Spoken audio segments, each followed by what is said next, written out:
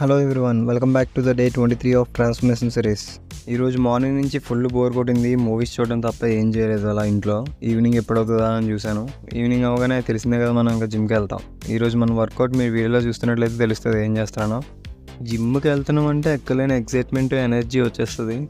అందుకే సండే కూడా ఏం చేయాలో ఏం పెట్టాలో అర్థం కాక సండే అసలు వీడియో పెట్టట్లేదు. అది స్కిప్ చేస్తున్నాను ఆ రోజు.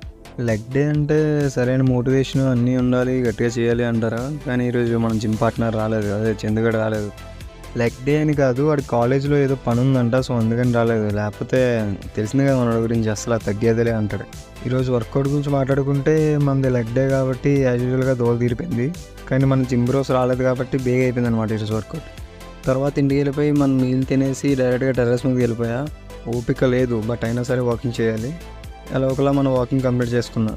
ఈరోజుకైతే అంతే గైస్. అందరూ హెల్తీగా ఉండండి, ఫిట్గా ఉండండి. ఉంటా, బాయ్.